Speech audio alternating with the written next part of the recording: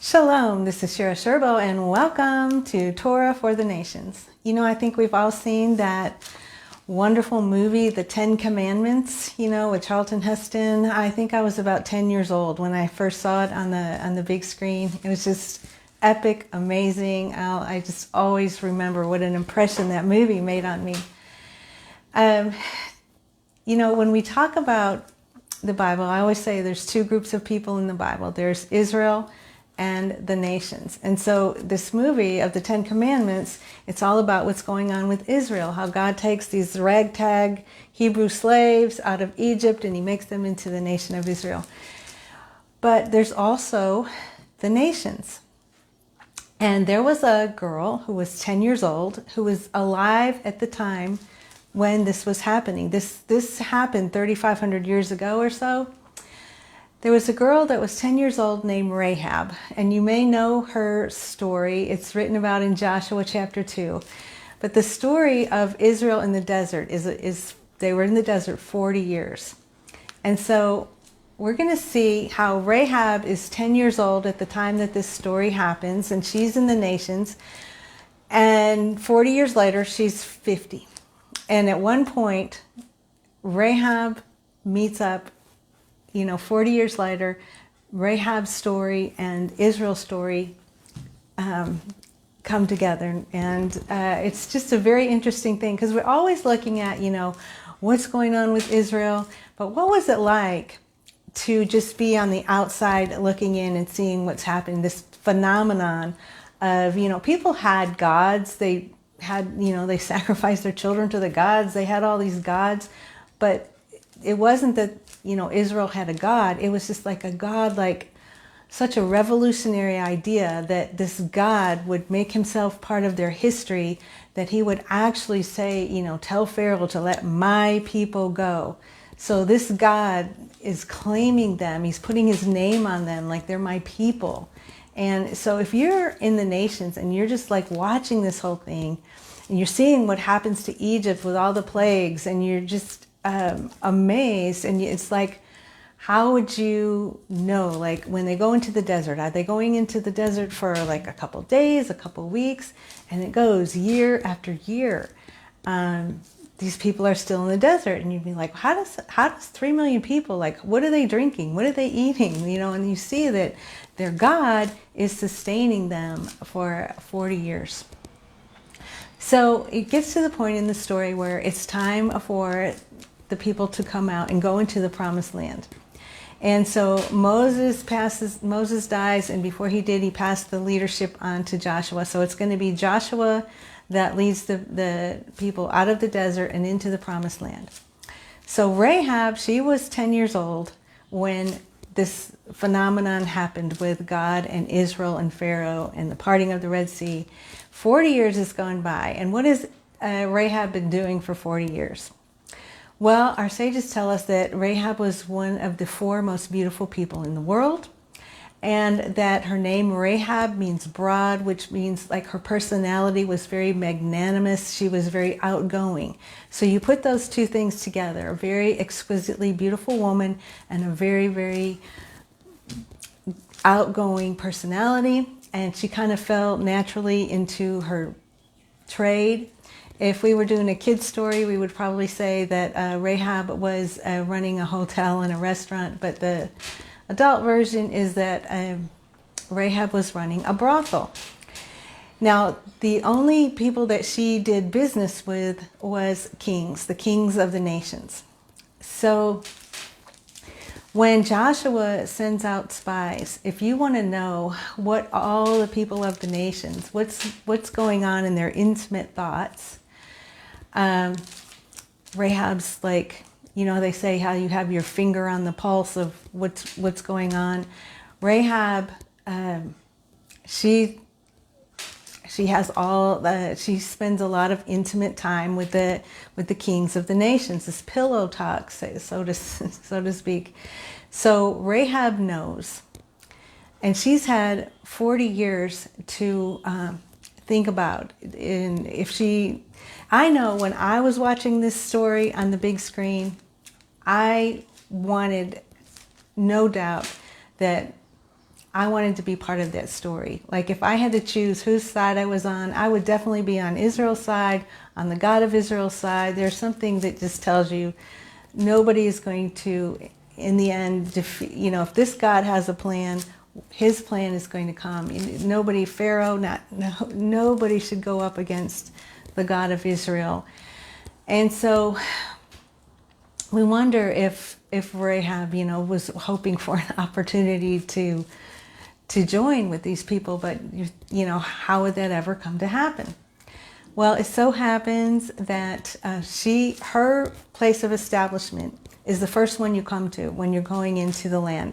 So part of her story is the wall and the window and the red rope, and I think this is where I heard this that saying the red light part of red light district comes from this story because Rahab had a red rope going down from her window, and it's not like the king is going to go in through her front door. So everybody that came to visit her used the window and the rope on that wall.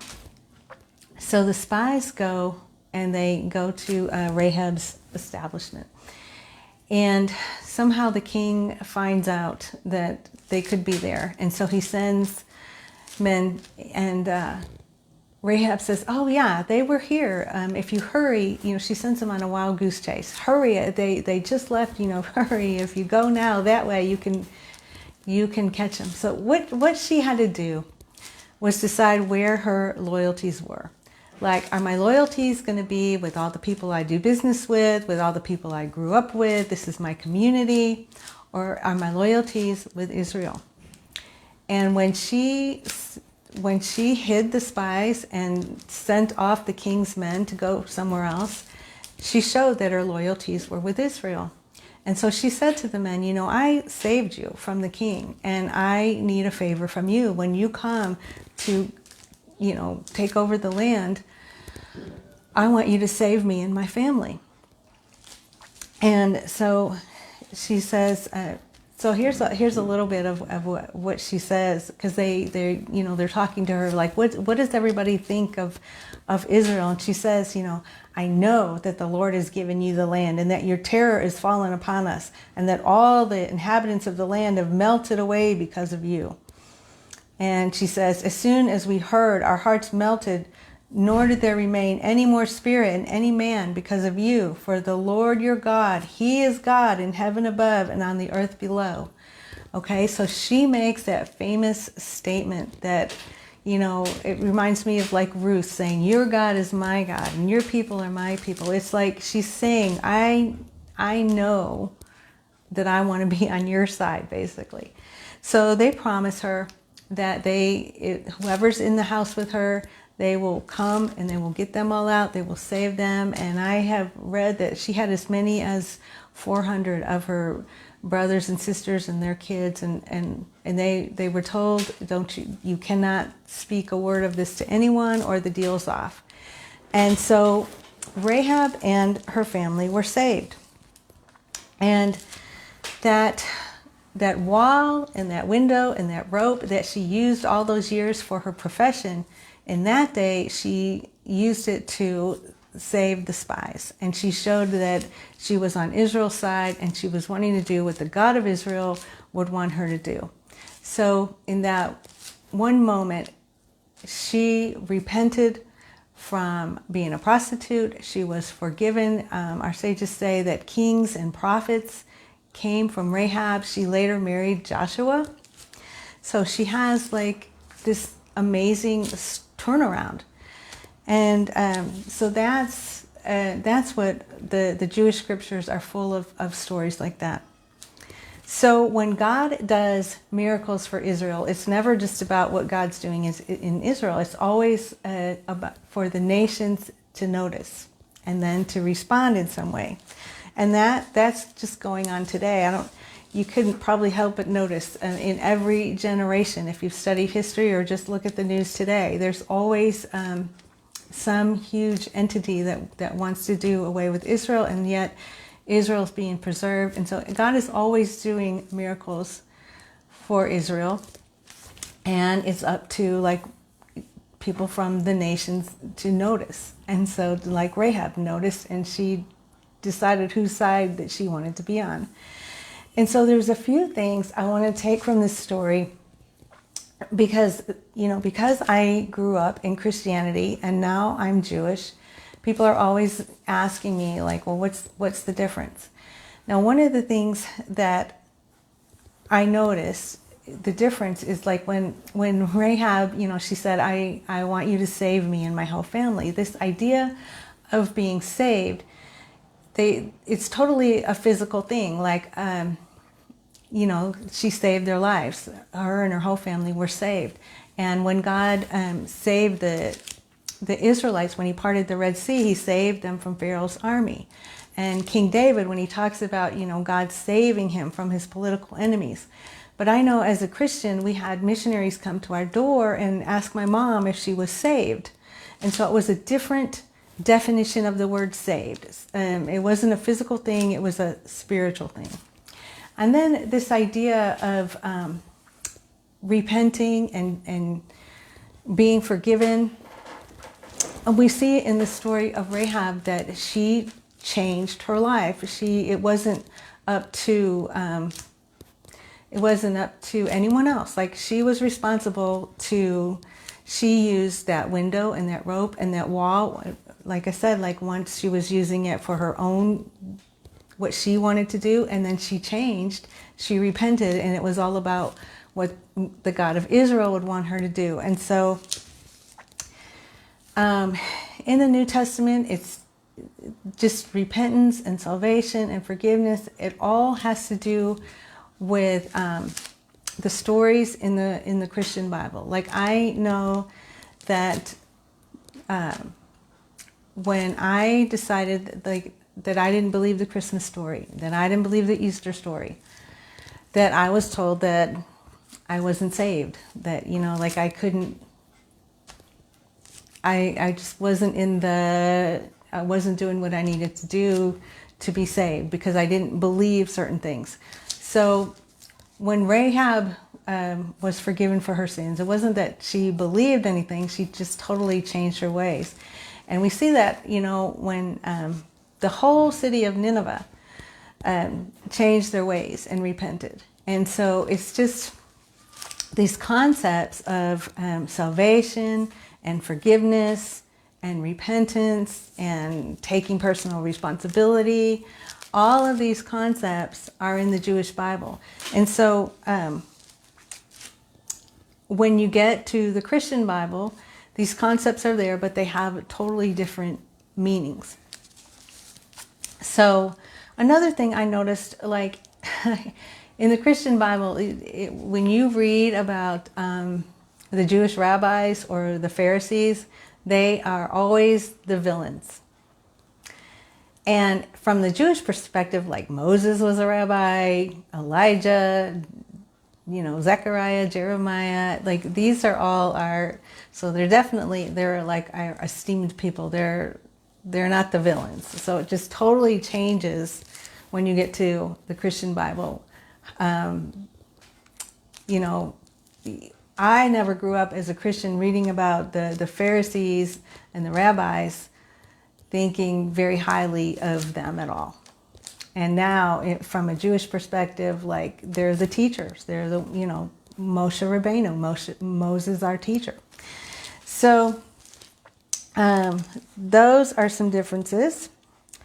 So I saw the 10 Commandments as a 10-year-old, and I was very drawn to that story. Like I wanted those people to be my people, that God to be my God. And probably, it took 40 years. It took for me to be in my 50s to realize that I had to choose to either believe the Jewish scriptures or the Christian scriptures, that they didn't match. It wasn't like one was a continuation of the other, because there was just too many differences. One of the descendants of Rahab was the prophet Jeremiah, and in Jeremiah 16:19, this verse is attributed to Rahab. It says, "O Lord, who are my power and my strength and my refuge in the day of trouble, to you nations will come from the ends of the earth and say, only lies have our fathers handed down to us, emptiness in which there is nothing of any avail." So Rahab changed her life. Even though she spent her whole life in that community with those beliefs and that lifestyle and everything else, when she was 50, she made a decision to let go of all that, and she showed where her loyalties were, and she attached herself to Israel's story and the God of Israel. And so I feel like I did the same thing. I let go of all the things that I was raised with, Christmas, Easter, the Christian Bible. I let it go, and I realized that I can still have a relationship with God. The definition of God is different from a Jewish perspective. The definition of Messiah is different. Just all these definitions of salvation, repentance, forgiveness, there's all just totally different stories from a Jewish perspective than the Christian perspective, and having them both doesn't work. You really have to choose one or the other. And so I just want to leave with this last thing that Rahab said. I just feel like I made the same choice that Rahab made, that she decided in the end, and like, I'm with Israel. And her famous statement, she says, "For the Lord your God, he is God in heaven above and on the earth below." And her life was never the same. She was forgiven.